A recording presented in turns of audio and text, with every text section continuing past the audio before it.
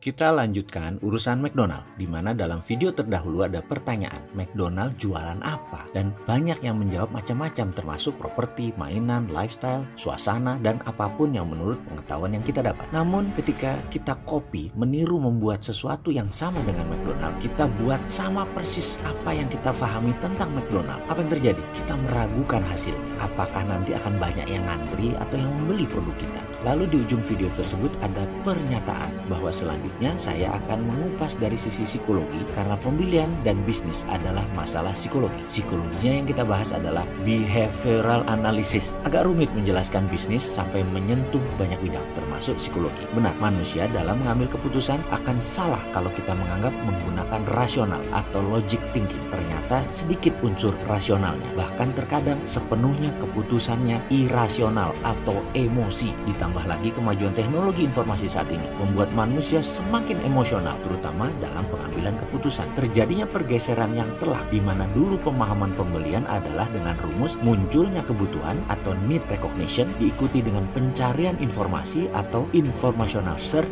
diikuti dengan evaluasi alternatif produk yang akan kita beli atau evaluation of alternative, kemudian melakukan pembelian dan penggunaan atau purchasing and consumption. Fakta sebenarnya, kenyataan terbanyak pada saat Anda ke Senayan City, di mana niatnya mau membeli celana jeans dan minyak wangi, ternyata proses belanja dalam tanda petik itu tidak semulus logika kita sewaktu berangkat di awalnya. Seberapa sering ternyata Anda pulang tidak jadi beli celana jeans, malah beli baju atasan. Tidak jadi beli parfum, malah beli handphone seri terbaru. Di mana rasionalnya? Apakah ini pengalaman kita semua atau hanya saya? Kembali ke McDonald. Apakah McDonald laku keras karena lokasinya? Atau laku karena Mac buburnya? Atau karena Mac rendangnya? Atau karena Mac chickennya? Kalau secara rasa, semua produk McDonald biasa saja menurut saya. Bahkan lebih enak sate ayam di depan rumah sakit Pertamina atau ayam goreng di restoran Melayu pagi sore. Masih saya bilang lebih enak dan ngangenin daripada paket hematnya McChicken. Atau kita tambah satu lagi deh bisnisnya, Starbucks. Starbucks sukses di dunia dan menjadi darlingnya di Wall Street hingga saat ini. Apa karena frappuccino? Apa karena mochaccino? Atau karena green tea latte-nya? Atau apa karena kopinya yang enak? Tidak. McDonald's, Starbucks sukses dan laku produknya bukan karena apa yang disebut konten atau what to offer atau apa yang ditawarkan kepada pembeli. McDonald's sukses bukan karena makanan. Starbucks sukses bukan karena kopi. Konten adalah sesuatu yang berhubungan dengan rasional kita. Misalnya kita beli sepatu, kita ingin sepatu tersebut kuat, bagus, tahan lama. Kita ingin membeli makanan, maka makanan tersebut harus enak, harus murah, mengenyangkan, atau bahkan makanan tersebut sehat atau tidak. Semua itu berhubungan dengan rasional. Itu adalah konten. Sementara konteks terkait dengan emosi. Kalau kita bicara emosi cenderung tidak rasional. Fanatisme misalnya karena emosi,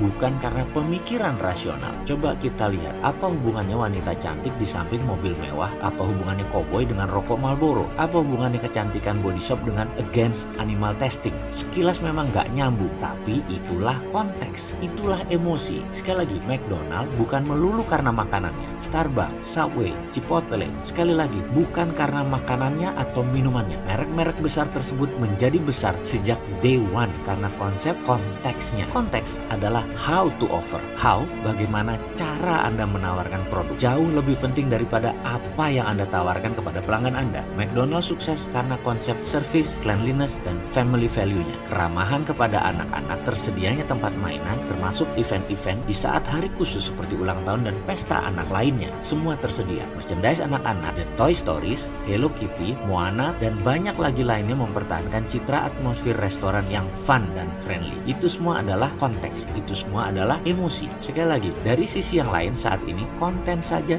tidak cukup. Untuk memenangkan kompetisi bisnis harus masuk ke emosi, ke konteks. Konten itu sesuatu yang given, sesuatu yang biasa-biasa saja. Kita harus memanfaatkan kekuatan konteks agar memberi value yang unik. Bagaimana membuat konteks dari produk kita? Karena mungkin produk sahabat bukan makanan atau juga bukan minuman, tetapi ada ribuan konten lainnya. Bagaimana behavioral analisisnya sehingga bisa membuat konteks yang menarik? Ini pertanyaan serius yang harus dijawab serius. Kita lanjut yuk.